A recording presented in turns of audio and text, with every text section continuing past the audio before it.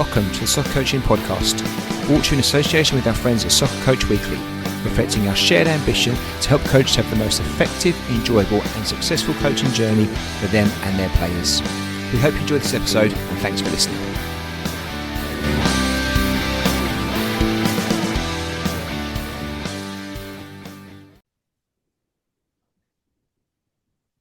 Hey Paddy, welcome back to the podcast. Good to see you again.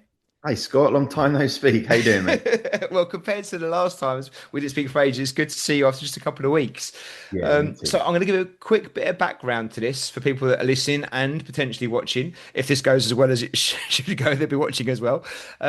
When we spoke a couple of weeks back and you were kind enough to do another podcast with us, all around positional play. I think we spoke probably just as long before and after that we did for the actual recording of the podcast episode.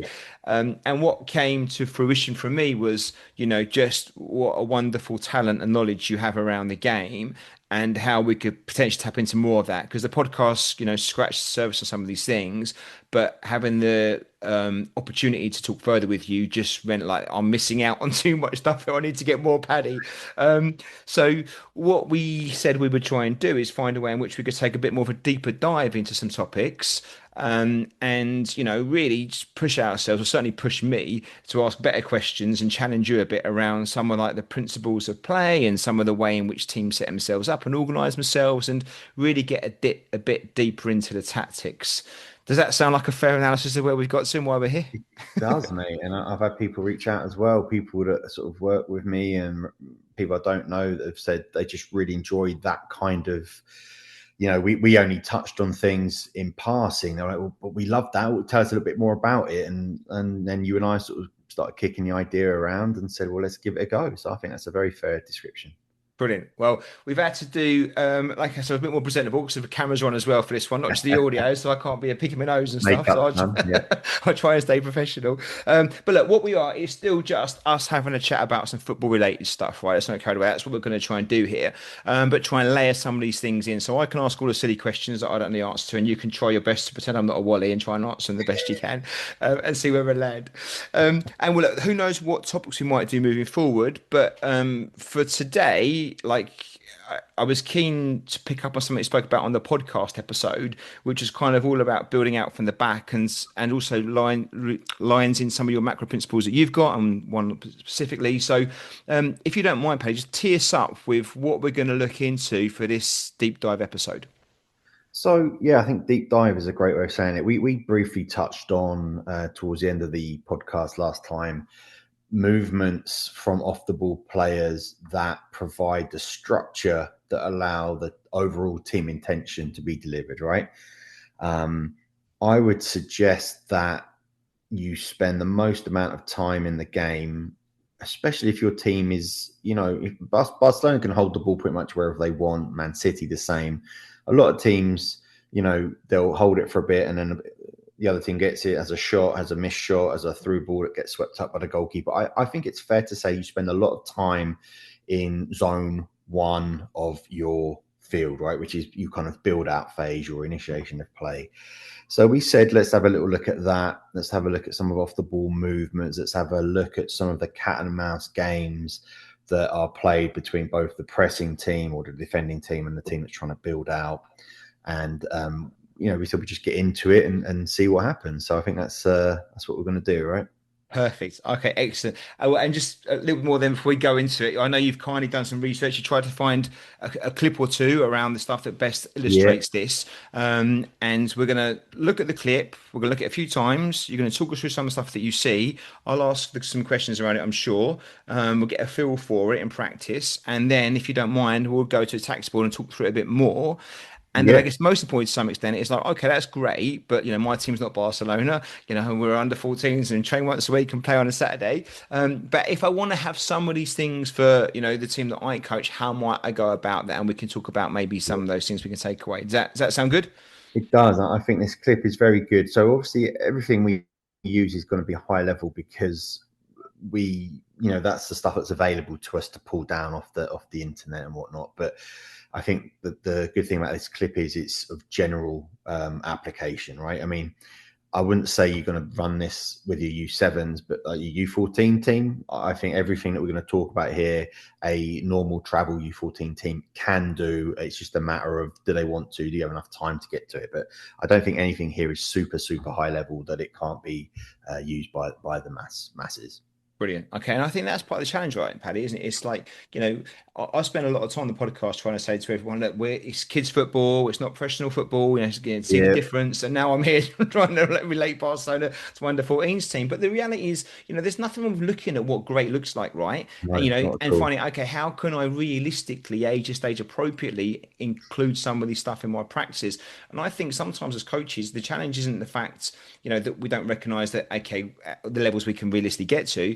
But how do we even get some of these things in there? How do we, don't Yep. just watch a clip from Pep Guardiola's video for 5 minutes on how he's got a session going with the Man City players, but how do I put that into, into my team? And that's the challenge, right? And that's what we're going to try and help with if we can. Or when I I say think, we, I mean you. and if, no, we'll work through this together, mate. But I think you're absolutely right. Is if you think that the only difference between your U14 team and Pep's Man City or Flick's Barcelona is the quality of the player and the amount of time they spend working on something. Yeah, Because I know everyone says Pep reinvented football. Not really. Nothing he's done is, you can't patent it, you can't copyright it. It's all stuff that anyone could have done and anyone can do, right? Give and goes out wide, exploiting the half space, you know, trying to get numerical superiority behind the first line of defensive pressure. These are not super, super high level concepts. They take more time and effort to do. And we talked about this on the last podcast, and just throwing down a few cones and going, well, let's do a passing pattern, let's yeah. do this, let's do that. None of this stuff is inapplicable.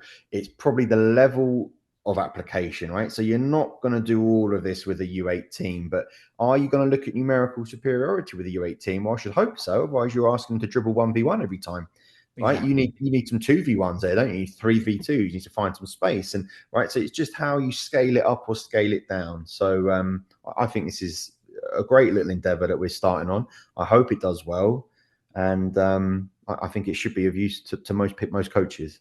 Well, as always with these things, Paddy, it's purely selfish. I'm going to learn loads. That's all I care about. Me too, So mate. my benefits, where it goes beyond that, we'll see. If you don't mind, just a quick reminder then about what we're going to look at, but also more importantly, your macro principles and where it might feed into that. Because I know a lot of this stuff you've been kind enough to think about what you do in your full-time work and how some of this could correlate across. Where does it line into your macro principles, and where's the dovetail in there? So this is, yeah, building out the back, initiation of playing zone one. The macro principle that applies loosely. So the macro principle is my macro principle. It's not Barcelona's macro principle, right? Their one will be something different that I will never find out, right? Because no one's ever going to tell me. But it looks fairly similar. And it was essentially find the free man in a defensive line to carry the ball out into zone two or into midfield. So what happens is, and we're not going to look at a bunch of clips, and we're only going to look at a specific part of this clip, is they circulate with the ball and they probe with the ball to unbalance the defensive line, right? To provide some degree of space to either one of their centre backs, or if they have a six or a pivot dropping back in to, between the two, to pick the ball up and then carry that ball out into space.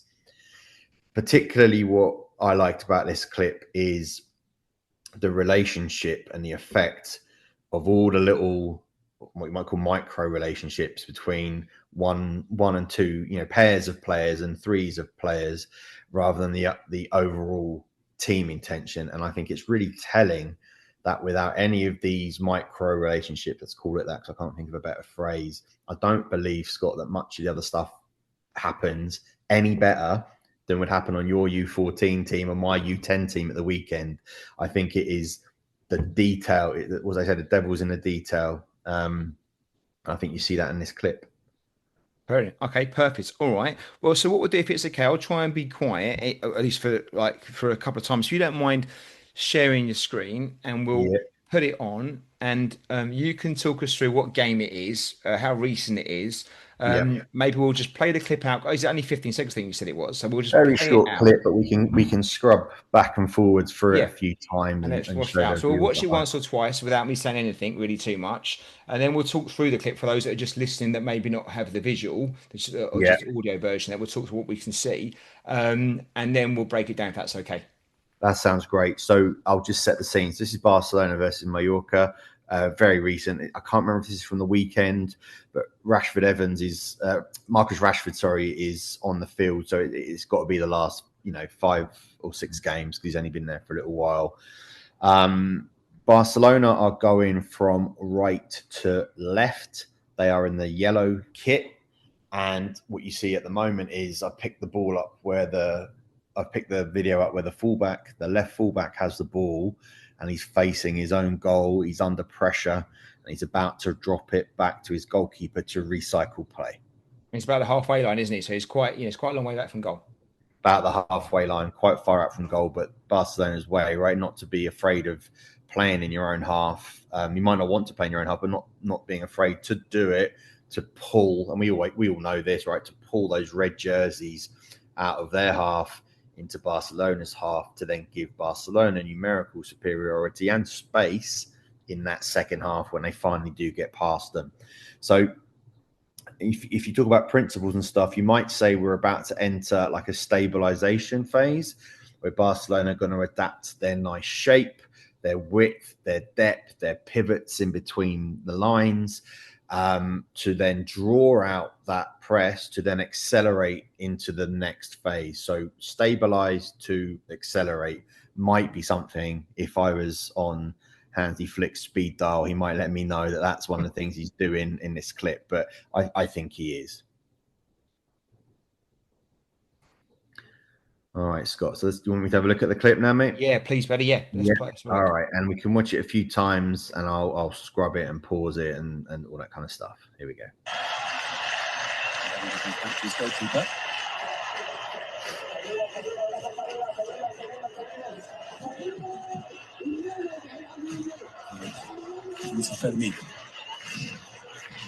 I was looking at the possibilities in the bench for Mallorca as a defender. There's only David Lopez who's And that is it, right? So the people at home, I think, let's have a look at it one more time. Why is Paddy getting so excited about this clip? Let me show him one more time, and then I'll walk everyone through why. So the right back's passing back to the keeper. Yep. Two centre backs. So keeper plays to one of the centre backs. Centre back is going to play into the midfielder who drops in. Yeah. I was looking at the possibilities. Midfielder plays back out wide to the left back. There's only David Lopez who's a And that's it. job. Okay. And then we're on to another. So what clip. are you seeing in there then, Paddy, that gets you excited? And and it's not like I'm particularly high level or I see something that no one else does. It's just that I work in this environment where I'm looking at these little micro clips of 15 seconds all day, every day, trying to put stuff together for coaches that work for me at the club I work for. So that's all it is. I'm kind of privileged to what most people might see over the course of a 6-week period. I'll cram that all into like 2 days. I'll get 150 clips of Barcelona building out the back or Man City pressing or whatever it is. Arsenal playing through the middle of the field. So I just see things that not everyone gets the opportunity to see. Not that I'm particularly gifted at seeing it. But so I'm going to turn the volume down here so you and I can talk. Well, Paddy, just so you know, this isn't me, just blowing smoke, I promise you. But, I think don't underestimate, I've done this for a little while now, but I won't see the things you see still. I'm still learning to have that eye about it. So this is really helpful for me because, you will pick up things I won't have noticed. And the only way that I can support my players, is if I can see the things myself. I guarantee this will be helpful because, even if I think I see 8% stuff you've seen, which I may or may not do, there are definitely bits that I won't have seen that you'll see. So, the more you can pick out how you see this clip, the better it'll be for everybody, but particularly for me. Well, I appreciate that, mate. And I think back at you as well. I'm looking at, I have a very predefined way of how I want to play or how I want my coaches to coach or how I want their players to play. So I'm quite sure I miss a lot of things as well. Through inherent biases and things like that, but I think many eyes, make things a lot easier, and throw up some good information for everyone to use. So hopefully coaches at home, right? Because we're pausing it and stopping it and slow-moing it. They'll start to see things that you and I won't even see. Maybe they can drop us a note to let us know what they see as well. But absolutely. So you got the fullback playing the ball back here, right? So nothing crazy. But what you see this player here starts to open up into that. Even if he isn't the fullback, doesn't matter what position you are, right? It's about the kind of rational occupation of space. What spaces need to be filled? So he kind of pushes out into that right fullback slot. This player here drops out into what would be the right centre-back slot. This player here drops into what would be the left centre-back slot. And then the left fullback that dropped the ball back opens up and regains a little bit of his height that he just lost from travelling towards his own goal. And I think it's important to say here that the press is not that aggressive, actually. So the Barcelona team have read that, and the mindset is already, they're not at panic stations, right? They're not anticipating 4 people press them in their own box. So they're kind of jogging at the moment. They're not like going hell for leather at it. The goalkeeper gets the ball. The quality of the video is not so good that you can see, but he's scanning. Obviously, he's looking at space, teammates, rivals, and the ball to see where he needs to play it. If we roll it forward a little bit right now, everyone's in position. You can see that horseshoe shape there, right? 2 fullbacks, 2 centre backs. You can also see there's a line of 3 pressing, inverted commas, players here. You got the 7, not sure what that is, maybe 11 and then maybe 10, right? So you got one player kind of pressing as a 9 and then 2 wingers in behind him. It's like a triangle press there. Keeper's spotted that both centre backs are open, but obviously the ball came from the left hand side, he depends which way you're looking at it. It came from his left fullback, so he's kind of chosen to go out the other side where there's a little bit more space. You can see all this space here where I'm just rolling the mouse over here now. Okay, and the ball gets played there. Now, this is for me where it gets interesting, because you see you've got 4 players off, 4 possessing players. You've got those 3 players inside of them pressing. And really, you've got a 5 versus 3 if you include the goalkeeper. That's not bad odds for a pressing team, right? Playing reasonably close to goal. So as the pressing team right now, I feel happy and comfortable. But what I think you notice is they start to have a little look around. If we wind it back a few seconds, if you look at the red 3 here, as soon as a goalkeeper receives the ball, the first thing they do is look over their shoulder to see who's behind them. And I think really what they're looking at is to see what Barcelona players are behind them. So let's roll it forward a few seconds. You'll see those scans, all 3 of them there. The one in the middle is the slowest, but there you go. So just that is little micro nod. And what they see is not great, right? It doesn't fill them with confidence. What they see is Barcelona are very, very well structured to be able to come out of this unscathed. So let's have a quick look. We've got the 2 fullbacks, the 2 centre-backs and the goalkeepers. We've got our 5. We've got our 3 pressings. We've got our 5 versus 3. We've also then got 2. We've got Frankie de Jong here as your pivot. And then you've got 2 interiors there. I think that's Pedri at the top. I can't quite see who the number 8 is. I don't think it's Gavi, but they've got a 6, an 8 and a 10, or a 6 and 2 8s. So you've got a really nice setup there. Now what happens is when you look at, let's play it forward now, the centre-back's going to carry out. Now, if you look at the 3 players here versus the 4 Barcelona players, they're almost in a straight line. They're on top of each other. But then eventually the red team, Mallorca, recognise it's not on. The press isn't on. Barcelona start to drop unopposed. Look at all the space they're in. If that was a real press, if they were really going after that, these centre-backs wouldn't be able to receive the ball 10 yards outside of their box with 15 yards of space. They'd have pressure on them right away.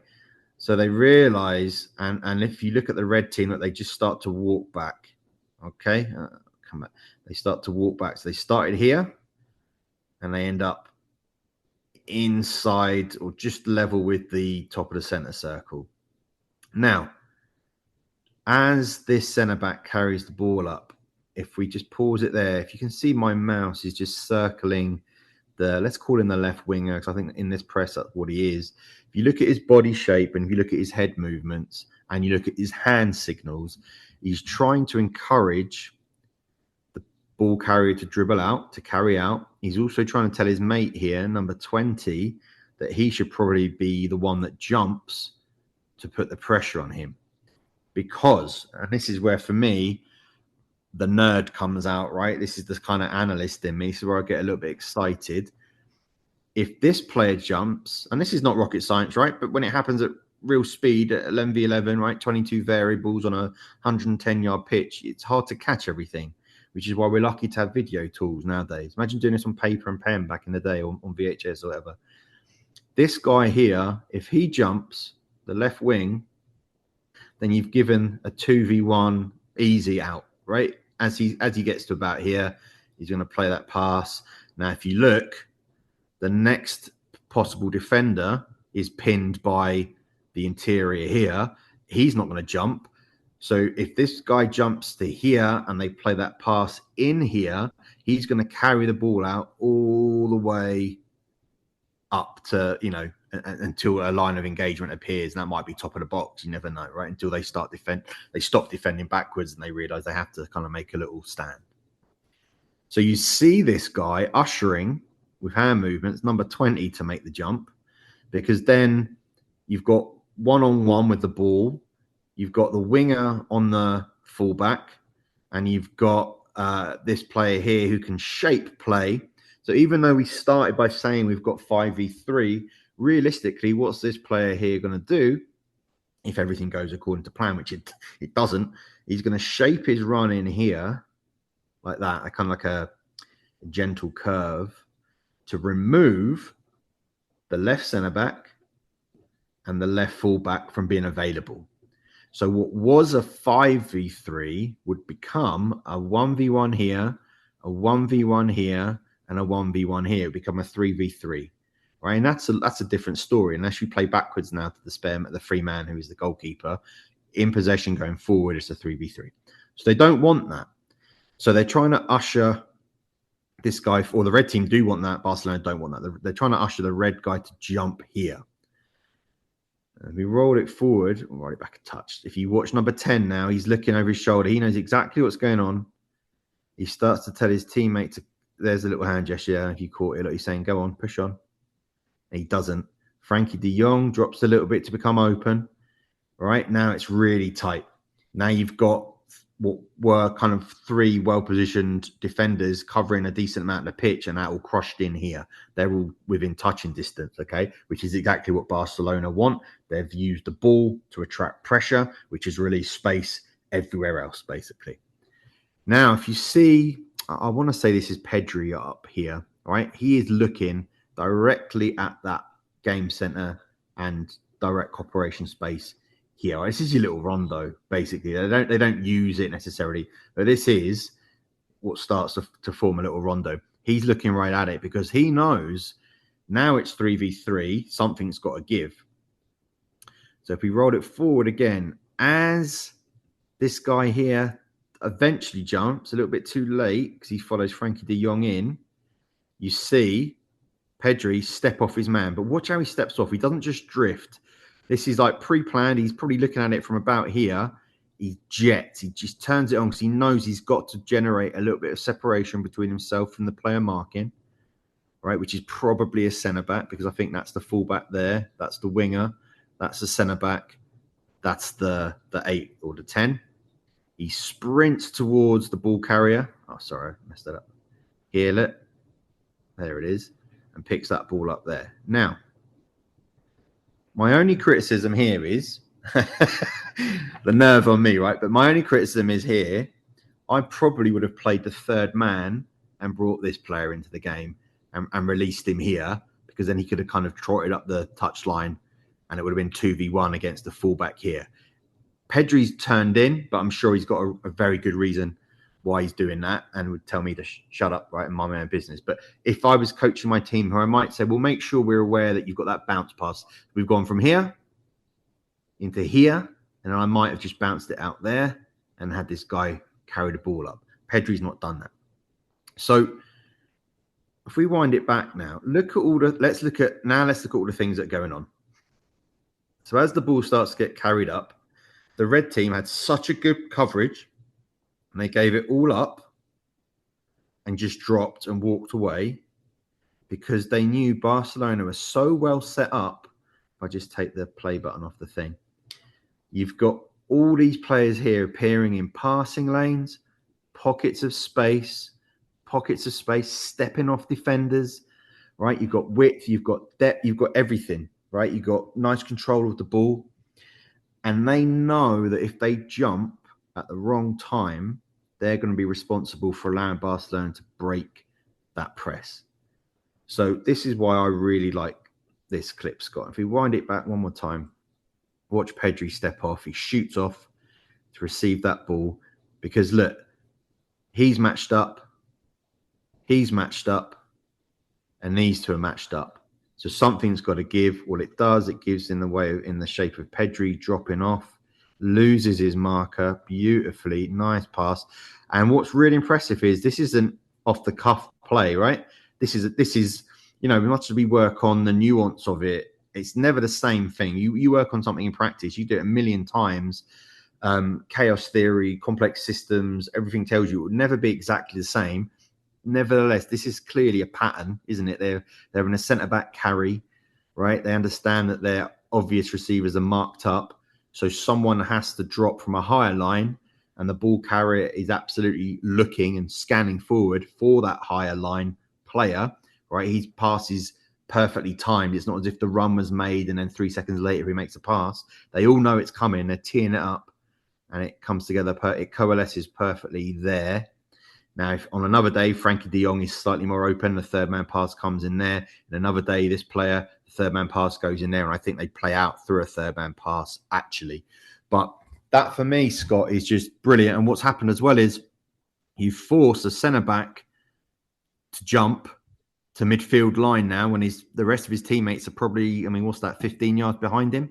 They're now 3v3 at the back because there's a winger up here, which we can't see on the camera angle, where it was 4v3 in defence with a +1 in defence. It's now 3v3 with numerical parity. And you've also got players here that can just now dismark into these spaces, right? Frankie de Jong's already starting to turn and make a run. Let's have a look at 8 and 21 as that ball's played and see what their thoughts might be. So if you look at 8 now, look how deep he is. Look at Frankie de Jong, how deep he is. Where do they end up? Let's have a little look. So 8's now already going.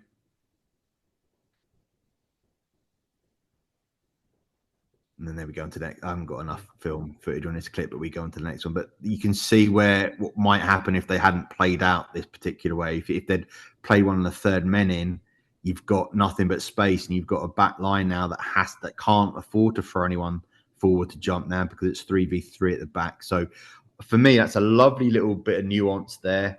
You can have a look at all the little micro scans. Everyone knows what's about to happen except Paul Mallorca. They get sucked into it. Then the flip side of that is if the centre back doesn't jump and he doesn't follow him, then Pedri gets one of the most dangerous players in the world. I think massively underrated in the Ballon d'Or standings this year. Receives the ball on the halfway line unopposed, and we know what kind of danger he can be. I think he really reminds me of like a Xavi and a Paul Scholes and an Iniesta kind of all mixed into one. I think he's a phenomenal player. So, yeah, little bit longer than I thought I'd be on that 15-second clip there, Scott. But there you have it. Awesome, Paddy. Well, it just shows you how much you can get out of literally just 15 seconds of a clip where, the ball doesn't really even have to cross the halfway line, but there's so much going on there. Thanks, Paddy. And I appreciate those that maybe just listening, although, hopefully you can watch it on the video. But if you just listen, hopefully you'll get in the picture in your head of what's going on, because Paddy did set it out at the beginning there. But what was quite interesting, a couple of things that I picked up on. You mentioned about the rondo there, but really that was essentially became like a 5v5 little match, didn't it? In that little section of the pitch, there's 5v5 there going on. It's like how do we get past on a 5v5, 4 players on the outside and a 1v1 in the middle. But a couple of things for me. So the first thing I thought about was the keeper's starting position. Now, I know all keepers now are out for players with gloves on, so they can all play really good with their football. But clearly the keeper was expecting the pass to come back straight away. So there was something there, which got me thinking about, okay, Paddy, in here, we hear the word triggers quite a lot. So just from me, and obviously you're not going to know exactly what the Barcelona triggers are, but if you're looking at that clip now, what kind of things do you think the players are looking at, and what triggers would they motivate them to make those choices? Because they've not gone a high ball over the top in behind, or they've not gone played out to the right full back. What kind of things do you think they might be thinking about with regards to triggers? So, mate, great question. I would say the centre back there is looking for a few things, right? Because there are an infinite amount of things you can look for to make it viable to learn it as a player. You have to reduce it down, right? You can't be freestyling it and playing it off the cuff at all moments of the game because there's so much information. You would start to like it's when you've got like 50 windows open on your computer. It would just start to shut down and chug along. So the coach has to simplify it, right? And that's one of the reasons why you have game models and phases of play and to help you with these triggers. I would say right now he's probably looking for at least 3 things, and I would say that is or 4 things. How much space has he got in front of him? Is he free to carry? Yes or no? Right? Binary decision. The answer is yes. He carries. Great. If I know I can carry, I should then probably start to look at space. When that space runs out, what do I then do? So probably going to be a pass. So is that pass sideways to his, let me take the play button off there. Is that pass sideways to his centre back colleague? Is it diagonally forward to his fullback? Or is it straight forward to a player from midfield dismarking? Is it straightforward to a player from the forward line dismarking? Or is it straightforward over the top? And sorry, when I say dismarking, I mean dismarking to support. Or is it straight over the top of the defensive line to a player dismarking to rupture? The triggers are probably, am I matched up? And right now, like you said, I think you said you saw a 5v5 game, and my eyesight's not as good as yours, but I can definitely see the 3v3. So right now, I'm a centre back. I'm including the other two, the other side of the halfway line, just the other two, but near where the ref are, so either side of the ref. So right. you've only got, you see, so I see a little section there, it becomes a bit of a 5v5. Absolutely, yeah. Sorry, mate, I see that now. So he's thinking maybe to himself, I know I play for Barcelona, but I'm not Lamine Yamal. My footwork ain't the best. I probably don't want to be messing around with tricks and flicks and turns 3v3. So I am looking for a pass. I'm looking for an offload at some point. He's probably then looking forward, right? First look should be forward. What's the best option?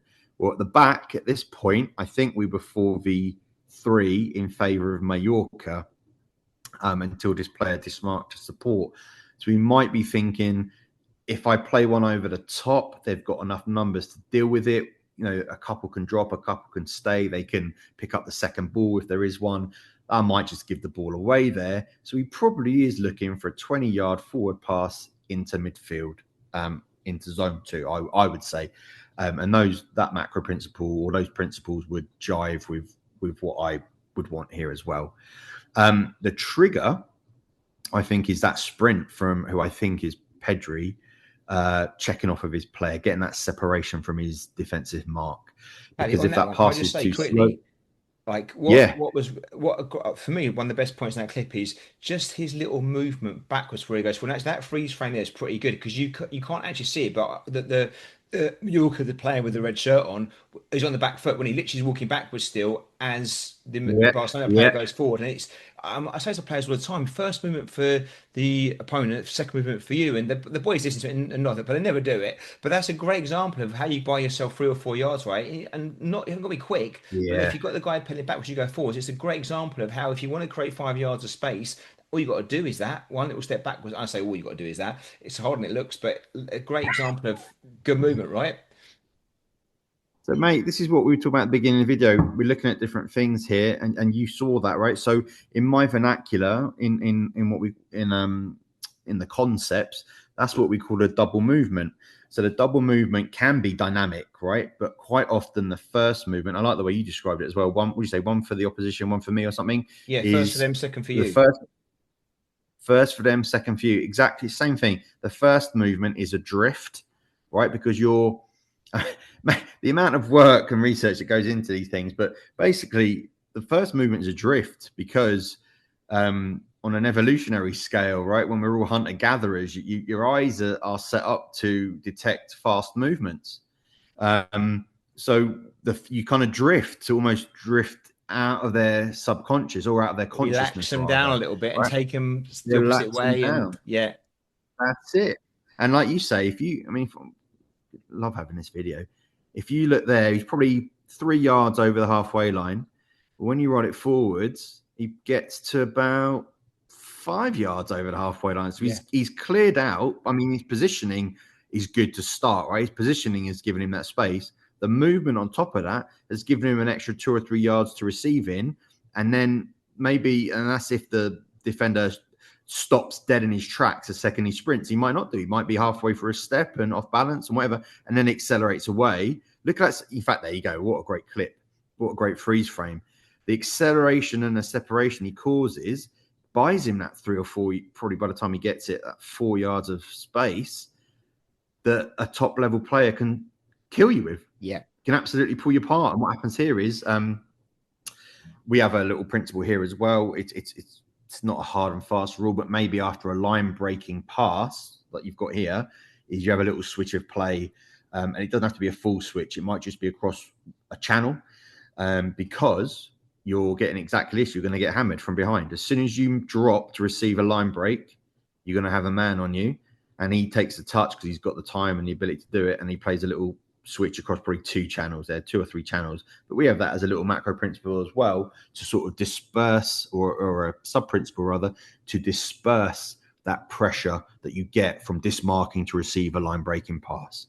So all of these things together, mate, for a 15-second clip, which ostensibly on the cover of it, on the face of it, just looks like no pressure, centre back carrying, forward. Yeah. But look at all the little games within games that are going on to make that happen. And we haven't even talked about, I mean, this freeze frame does it there as well. If you look at Lamine Yamal pinning the fullback there, the striker there, I think that's Ferran Torres, I'm not sure, pinning 2 centre backs, and then there'll be a winger here, just off shot, pinning 1. So you've got now 3 pinning 4. So if you take that and you add their goalkeeper into it, the Mallorca goalkeeper into it, 3 players are holding 5 defensive players. With all other things being equal, that gives you a +2 in midfield somewhere. Now, it might not be equal, right? Depends how many they're pressing with. Have we brought our centre backs up? Blah, blah, blah, blah, blah, blah, blah. But you can see these little games to generate space and numerical superiority in what looks like just a centre back dawdling up the field with the ball. Yeah. Paddy, can I ask you a question? The Real Mallorca's number 10. If you go back a little bit to when the ball's played in, I think the 10's done a good job here because I think what he's done is I get the impression that who receives the ball? Is it Rodri receives who receives the ball? I think it's Pedri, mate. I can't quite tell from the graph. I think it's Pedri. But let's say it is. I wonder if he's looking to play a little round the corner pass here towards the centre circle to the Barcelona number 6. But the 10 stays with the 6, what I can see, to stop that happening. I could be completely wrong here. But the 10's not just switching off. I think to give some credit to the team out of possession, which is why maybe they end up making a different decision. Because I think the 10 does their job, is my guess. But Barcelona still then have a plan B, right? It's not like, okay, that's not worked, so we lost the ball and then now it's a transition to deal with. Right. They've actually, in that split second, they've said, right, that's not going to be happening now. So we've got our next move's going to be this. Back to your points about the layers and upon layers of stuff here. It's not like there's one plan here, and if one doesn't play out, then we just give the ball away. It's like, no, then we go to the next plan, which is this. But you might see it differently. But have a little look and see if you think the 10 does his job, or am I overseeing things here? I'm looking at it now, mate, and I think it goes back to what we said at the beginning, how we're looking for different things, or we're looking for the same thing, but we see different things. If you remember at the very beginning of the clip, I said, if this was me and my team, I'd be, I'd be a bit annoyed that he hadn't played the third man. Well, so you're talking about the 10 here, sat on, I think it's Frankie de Jong, who is their 6, their pivot. That's the third man, right? So it's up. So first attacker, second attacker checking off this marking to support, creating space. Third attacker would be Frankie de Jong, third man could be Frankie de Jong, or the third man could have been that fullback there if he'd won. But what happened is I blamed the attackers, right? I said none of them have won their space from the defenders. You've looked at it the other way and gone, well, maybe the defender didn't give up the space for the attacker and he stayed with him. And what's interesting about that is, Scott, is only last night I was watching our presentation from a guy at Arsenal, Molina, and he talked about one of their principles. I think it was just a sub-principle, but it was how to defend the give and go. And although this isn't quite a give and go, the third man pass here is not that different from a give and go, right? You're having to track a runner that is trying to get in behind you to get that ball back. And in this case, Frankie de Jong. And so you might say, if you're an analyst looking at Mallorca here defensively, their defensive shape and what they do out of possession, you might say that defending the give and go, defending the third man. Now, as we talk, right, so this is what you and I, and this is off camera, and this might be not of great interest to all the viewers, all the listeners here, but we said, didn't we, that as we talk through things here, we're not trying to come out and say we're the arbiter of all knowledge. We're saying we're learning as we go with this. And that's something now I'm thinking of now, is that's probably knowing that you're playing Barcelona, who are maybe the team in the world that are most famous for the free man and the third man. Do you have to have a sub-principle in place to defend the third man? Probably, yeah. And you might be seeing that in action, Scott, with what you noticed about number 10 on Frankie de Jong. So 100%. Well, also, I thought it was when the guy received the ball after his sharp little movement. I think he's looking for that little around the corner. It's like he's looking for it. But Yeah. what? And look, these are why they're elite football players, right? That player's been able to potentially, if I've got that right, and I may not have got it right, but if I have got it right, he's potentially in a split second be able to have made that movement, had an action in his mind that he wanted to do, seen it can't come off because actually the defender's done the right thing or what for whatever reason, and then repurposed his action in the moment to do their, do a second Yeah. principle, if you like. When that shows you, like, just how hard it is to be a top player, right? Because that's not easy to do, is it? With everything on you to be able to make those split second decisions, and not just him, obviously, the whole team are on the same page, aren't they? You'd imagine, which is why they managed to retain possession. And this is anecdotal, right? I'm not throwing science or facts or stats or anything at you, but two things on what you just said there is, one, if you look at his face now on the freeze frame, he's clearly looking at, I would say he's looking at Frankie de Jong, 21, and he's looking at number 8, and I can't see who number 8 is, to see if he can play that round the corner. Or I would say that third man, right? First man, second man, third man. And then the other thing is, you talk about he's adjusted in the moment. Well, I would say that comes from, so there's lots of debates around, there's something called relationism, which is, I don't think it's nearly as big as some people try and make out, and people that sort of shove it down your throat because they're kind of new to it. And they think it's something, I think it is something for some teams. I don't think you see it very often, but there's a lot of debate about game models versus relationism, or game models being related to positional play versus relationism, and how players can really be free within a game model. And again, this is, I'm not trying to steal his point. I thought this anyway. But again, I was watching this documentary last night, this presentation, sorry, and Melina is saying, look, only really true freedom comes from a structure. And you hear that in other walks of life, not just football. You need boundaries to let you know what even is possible. And I think, like you said there, so he's gone for the third man off of a penetrating pass, which is an absolute, that's structured, right? That is a game model that is straight out of Barcelona's build-up phase book. But it hasn't worked because the player that he would have played to, the inside one is defended, the outside one hasn't read it right away and has not got in position. That's probably why he didn't play it. If you look at it now, the fullback is too low. The fullback should be where the FIFA 26 sign meets the VBet sign. He should probably be around there, right, to get that layoff, and he's not.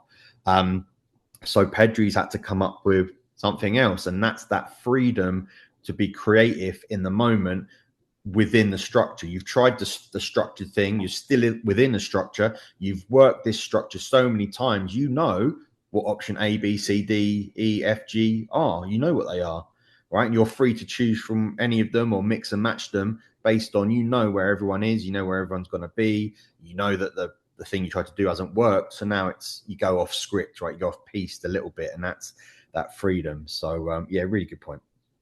Well then, Paddy, comes on to the next part then. Thank you for that, mate. That's really good. Like, it's amazing. I think we spent half an hour, 4 minutes talking about that 15-second clip. This is going to be some long podcast episodes going out here, but I think it's fascinating to look at it all, and actually not trying to pick up too much is probably the trick here, right? So focusing on something and analyze that rather than look at a 5-minute clip where there's loads of stuff going on and there's just too much. So this has been excellent. I guess if we're going to get to the, in some ways, the most important part from this, what would be some of the takeaways, do you think, that coaches now, grassroots coaches or academy coaches, but not working with younger players, not necessarily elite players or professional players. What kind of principles in here do you think would be important and transcend across? And I guess then after that, we can talk about maybe how you might want to coach some of these things in your hour and a half session you might have with the players a week. But I guess first of all, what are some of the important things that we want to take away as coaches from this kind of clip, in line with the building out from the back or building out from zone one? So there's nothing earth-shattering about what has happened on, assuming everyone's looking at the screen the same way I am on the right-hand side of the screen, right?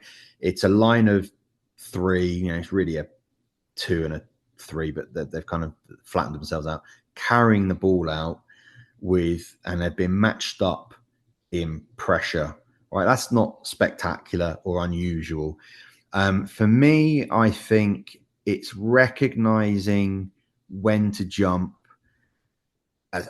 when to jump out and support, right? So Pedri dismarking to support there.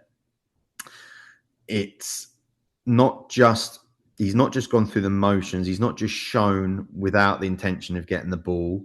He has sprinted like a starter gun has gone off to get that separation. And even with that, he's only managed to generate at the peak 5 yards of space. That's probably the length of the table I'm sat on right now. It's not massive, right? But for a high level player, that is enough space.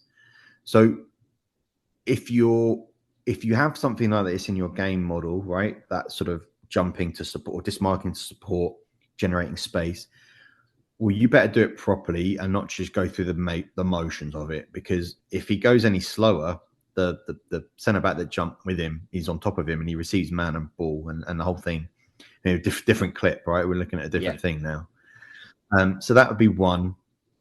I think the recognition, and this is a concept that we teach, right? This is one of the actual concepts that Grant and I put together, is there's always intentionality behind passing, and the intention is shared here between a passer and the receiver. It's not a random pass and a random movement. It's two things that are connected via the ball, right? So it's intentional, it's relational, it's got to have timing, it's got to have a shared meaning. So that's very important. And I think thirdly, because I could go on all day about this, but if I had to give one thing, it'd probably be the structure. So although you can't see everything on this because it's not a tactical cam view, you can probably see about, 18 of the players involved, right? Ish, if I was to count. And you know where the goalkeepers are, and you know where the wingers are that you can't see off camera. Look at how they're pinning. And again, and it just happens to be in my mind, but this presentation I saw from Molina last night talked about pinning to liberate. And I thought, what a phrase, right? We all use it. We use pin, or we use pressure to attract, or whatever. Pin to liberate. So you've got the wingers and the forward pinning that back line to liberate those interior players. So the 8 and the 10, or the 2 8s, the 2 10s within that structure. Because without those two players, nothing happens here. If that back line is allowed to push up and sort of generally sit on Pedri, nothing happens here. That ball has to go over the top, right? You're kind of looking at, imagine this is like a sliding doors moment, right? Well, with the structure, that ball gets played short 15 yards. Without it, that right leg still swings, but it's now a ball over the top. It's a running race in behind, isn't it? Yep. A running race in behind, hoping that the goalkeeper hasn't come up to sweep it up and clean it up. So the structure there, pin to liberate. I love that saying. I'm going to steal it ruthlessly. I already have as well. So there we go. Yeah, write it down, Scott. Write it down, mate, so we remember it. Put Highlight it on a post-it note or something. Highlight it. There you go. Double underline. But for me, it's those three things. Okay. The relationism between the passer and the receiver, the mechanics, doing the mechanics correctly, and then the structure of the team all around it. So all around, you've got 2 fullbacks wide, 2 wingers wide, a 9 high, a goalkeeper deep, and that thins out any real pressure, right? Because the red team, Mallorca, have to cover it to some extent. Even though you can give up a fullback sometimes you can give up a winger, you still got to be able to react to the whole espacio, the phase, or phase space, whatever you want to call it here. and that structure allows the internal game to happen, to evolve. Without it, you get nothing. Brilliant, Paddy. Okay, so I'm going to put you under pressure now then, as we get towards the end of this analysis. And I don't know, like we've not used your tactical board yet, so don't feel free if you want it, but we don't necessarily, if you don't want to, we can say that for next time. But you might, it depends how best you want to answer this. Um, if I wanted to coach some of these things, now look, again, let's be realistic. You know, if we're working with youth players, and that can be anything from 6, I guess, to 16 or under 18s potentially even, but certainly, you know, non-professional players that aren't getting paid necessarily to play the game, we need to be realistic about our expectations. But you know, we there's nothing wrong with aspiring to try and give our kids the best learning opportunity, and you know, if they want to go and play Yeah, professional one day, show them some stuff. But recognizing that we don't play on beautiful Astro pitches with £400 footballs, you know, with world class players next to right. us. We're probably on some dodgy 3G somewhere, or a bit of grass with, you know, with kids that are still learning the game. What are some? How could I coach some of those things in my session if I wanted to get some of this stuff out of my team at the weekend? If I wanted to encourage them to kick the ball more and look after it and build out in, you know, under pressure in certain areas, how could, you know, what kind of things might I want to do, Paddy, to, like, you know, not to suddenly start saying we're playing at Barcelona, but just to plant some of these things that might improve me 5 or 10% in our ability as a team to kind of play out under pressure and find that free person in zone one into zone two. Yeah. So hopefully,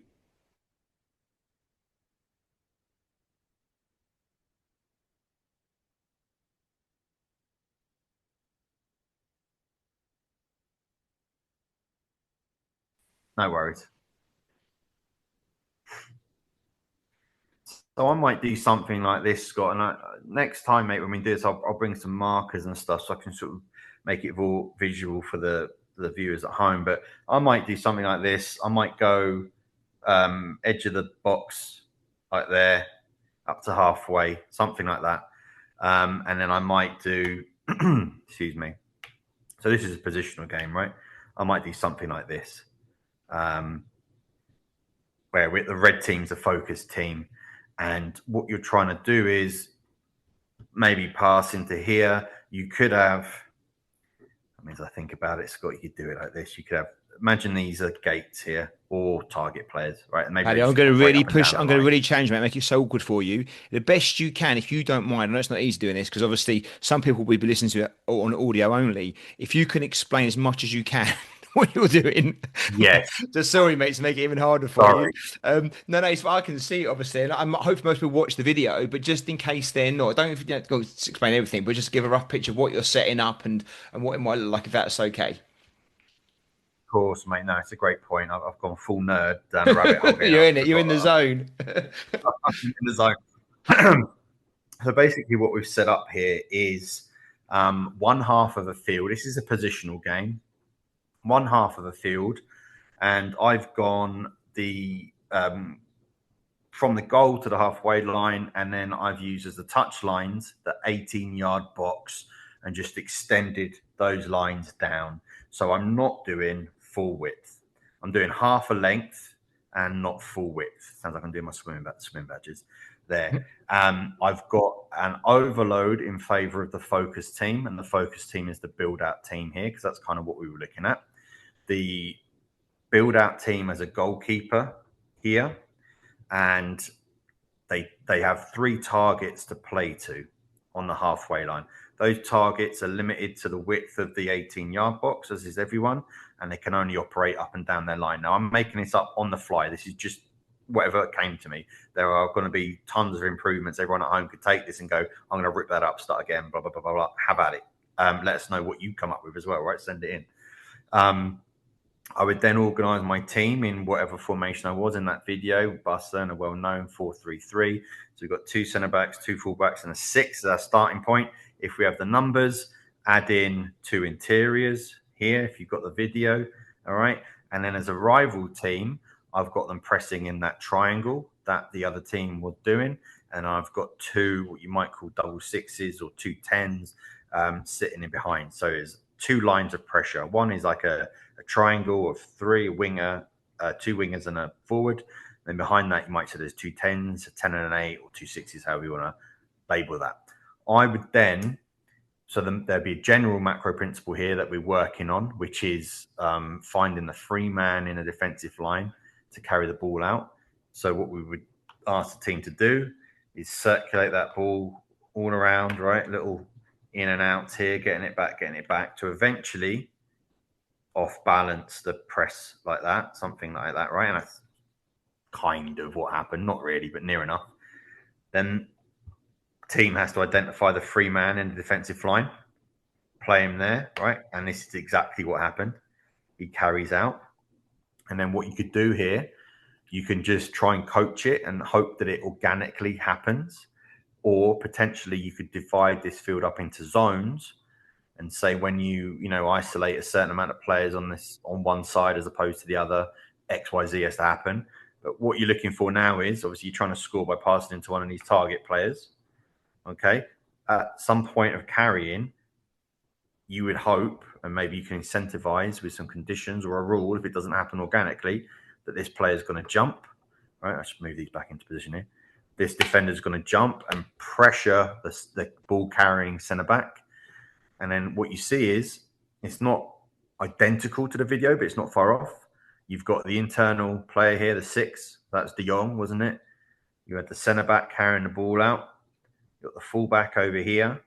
And then you had Pedri. In fact, that is identical. You had Pedri just sort of dropping off of his defender. So maybe we had another defender. There we go. So maybe now we've got 3 levels of cover. All right. And maybe he's picking him up because he knows he's pressing. All right. So you've got options there. You've got the fullback can be played. All right. Or you get this player jumping and gets it in there. And then maybe as he gets pressed, the third man comes into play. Or what we wanted to happen in the other one was the third man gets played into as Frankie de Jong here.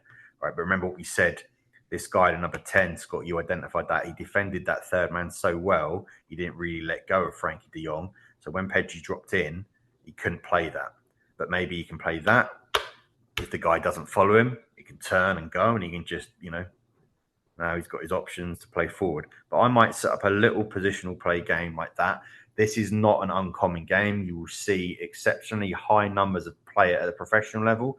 You can see a 9v9 in there, no problem. That's not too tight of a space.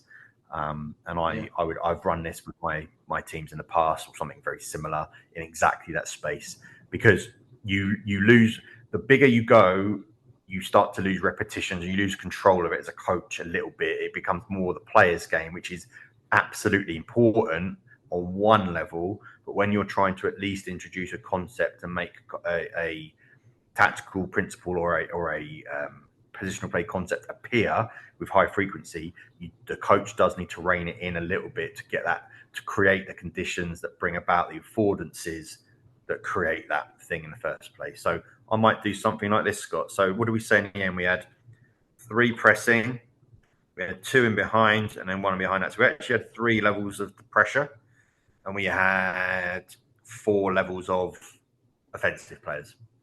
Right, 2 centre backs, 6 with the 2 fullbacks, the wingers that were the targets, right? They could only go up and down their line, the wingers and the striker, and then the 2 interiors there. So you've got 1, 2, 3, 4 versus 1, 2, 3 lines of defensive pressure. Yeah, get sure. So I guess, Paddy, if you were working with, even younger players and smaller groups again, maybe you're playing 7 or 9 aside or in 5 aside, and again, you have to stage it appropriately. No one's asking you under 5s to play like Barcelona, but all you would do here, I guess, is take out the players, make it smaller numbers, make the area smaller, but essentially the principles are the same. You're looking for the same kind of things, aren't you? You're teaching the kids or exposing the players to the same kind of challenges, just on a smaller scale, right? Yeah, I was at a Raymond Verheyen course once, and whatever you think of him, he's quite a brash person. He actually threw someone out of the course I was on for asking a question, and I promise you that's all that happened. He just threw him out. He said, "I'm not, I'm not saying another word until you get out." 500 people in this hall. The guy paid like $1,000 to be there or something. He goes, "I'll refund you. Get out." But he did a thing. I want to ask what the question was. Geez, do you know what? It wasn't even anything innocuous. It wasn't. It was innocuous. It was nothing.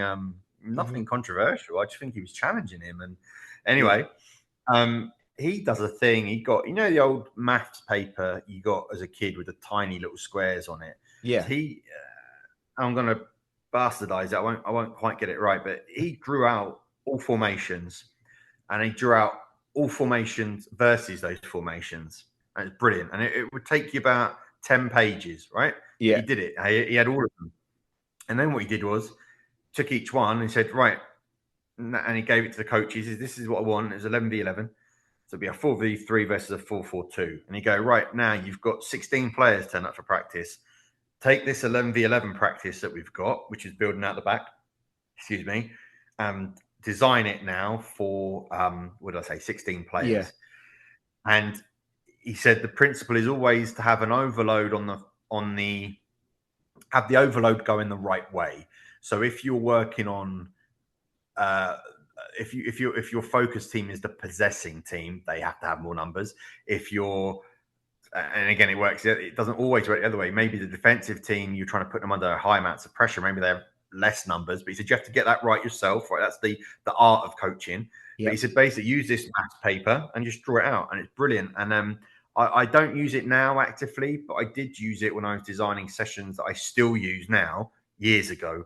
And he would basically, you just copy it out on this square paper, and you take this, and this might end up being, Scott, something like well, we kind of did, didn't we, mate? Like, it ended up being in an 11v 1, 2, 3, 4, 5, 6. Yeah. We still got 3 lines of pressure, and he would go, take away the least important one. Well, the least important ones here are probably 2 centre backs and a goalkeeper, right? And we got rid of them. Yep. Did we need a goalkeeper for this? Yeah, it's a build-up exercise. Yeah. Do we need the strikers and wingers? Probably could have sacrificed them. Yeah. And just had the 2 interiors stepping off. But what you lose then, because you always lose something, is you lose that structure that I was saying about. So this guy now he might be worried about this through ball, wouldn't he? You've got to defend this guy here. Well, if you take this guy away, I don't have to worry about that anymore. I can just sit on Pedri. Well, maybe that kills the game a little bit. Maybe that kills what I'm trying to do, both in practice and in the actual game. So if you roll this back to the 11v11 game itself, if my winger's lazy and deep and my strikers are there, well, Pedri doesn't step off that man, does he? He doesn't get away from him. Exactly. Because they've invited that pressure in with them. So all things to think about, mate. I think it's when I first started coaching, after a year or two, I was like, I'm going to have this licked by Christmas. That was like 20 years ago. And I think I'm further away now. You know, those things, mate, I can't remember exactly how the phrase, they call it conscious incompetence. And then it's, consciously competent, unconsciously competent. And right. Well, I didn't know anything at the beginning, and I was unconsciously incompetent. Now I'm consciously incompetent. At least I know that. I'm aware of that. And it gives me somewhere to go. It's a good space to be. Well, like, the more you know in football, the less you know, isn't it? Like, that's the thing. It's like the more you realize you don't know stuff. So, Paddy, mate, you've been a star. Yeah. Look, I thank you so much. That we've done an hour. So what we'll do is we'll call it a day on that one. But thank you so much. I know this is our first attempt to try and do something a little bit different, and I'm sure we'll fine tune it and improve it as it goes on. But you've been exceptional, mate, and to cover the topic, to go through a video, picking out just some detail around that, and then to show us how it plays out in practice, and then to bring it into what might be a coaching environment, mate. I think he's absolutely brilliant, and I've certainly got things I can take away there that I know I can relate back to the players that I work with that are relevant to their age and stage, not Barcelona's, but to theirs, and adapt it according to the things that we think are important in our little environment. So, thanks so much. Have you enjoyed it? I loved it, mate. And like I said, I always learn when I talk to other smart people that know the game better than I do and work in different environments than I do, like working with a U14 team in London. You probably see stuff all day long, every day that I'm just not going to see here. And as we were walking through that, I picked up 3, 4, 5 things that I'm like, I wish I'd had a little notepad with me. Genuinely, I would have. Well, maybe you might have written them down, so maybe we'll compare. I'll share the notes. Yeah, but I don't often add value, mate, so I'll take that. I mean that, mate. I'm not trying to blow smoke up your backside, but like I think if more coaches did this, one thing I'll say before I let you go is when I came to America, and this is actually not American coaches, this was English coaches. I found you either had a real expat feeling with English coaches or British coaches, UK coaches, and it was great, and it was beers, and it was this, and it was that, or you got this real exclusionary, is that the right word, environment where they didn't want to let you in on their little island. They didn't want to share contacts, content, coaching advice, how to deal with this, how to deal with that, because they'd worked so hard to get there. They got out of England. A lot of these guys were working class, maybe didn't go to university, came over here, and maybe they were former semi-pro or YTS types, right? Before whatever it's called now. And they'd pulled themselves out. They were going to have to go and work in the carpet factory, right? Like, I'm not trying to overgeneralize it and it sound like they're all Northerners, but do you know what I mean? Like they'd spent their life doing football. They didn't do their GCSEs. They didn't go that route. Didn't get A levels. They weren't fortunate. They were trying to make it, and then they didn't. And they came over here, and they're like, "Oh my god, I can get paid X amount of money. I can buy my own house based on football now," which is what I thought I was going to do as a player. And then I had that dream taken away from me. Now I'm doing it as a coach, and they didn't really want to share that, which I can't say I don't understand. I'm fortunate enough, I'm not reliant on my income. My wife works, she's a professional, so I'm the opposite. I'm like, well, everyone, come on, let's go, let's do it together. And I think if there was more stuff like this, I know this is the first one, I'm not trying to be all really big time about it, but I guarantee you this is popular, and I guarantee you it spurs other coaches going, oh, I want to do that. I want to talk about something I saw last week as well. And that's what you want me. That's how the community grows, and that's how it shares its information. So if we're a tiny, tiny part of that, I feel a bit proud about that. So all power to us, man. Well, look, Paddy, that's exactly it, right? If it gets people talking and thinking and trying to improve, that's what we're all trying to do, isn't it? So on that note, what I'd say is that if there's topics out there that people like you to talk about and analyze and go into detail, please let us know, because if that's okay, Paddy, we'll pick things up from listeners and just work on it. We'll take guests. But if not, I've got 1,001 things I want to work with you for anyway. So there's plenty of stuff coming down your road. But the intention is to try and get these out relatively regularly. So we'll talk again over the next day or two about what we'll do next and how we'll improve this and make it even better. Get a next topic going down, and look out for Deep Dive episode 2, which will be coming out shortly.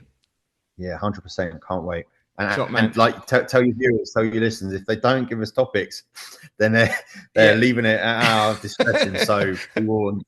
Yeah, that's a good point. Yeah, well, there's plenty to talk about, so I'm sure we'll get something back from people. We always do, so I'm sure we will. So yeah, please do let us know, and also feedback, right? Tell us, constructively, how we can improve on stuff and make this work for everyone. Because the more we hear from people, the better we can get it working. So brilliant, Paddy. Thank you so much, mate. Well, I'm looking forward to the next one already. Me too, mate. I'll speak to you soon.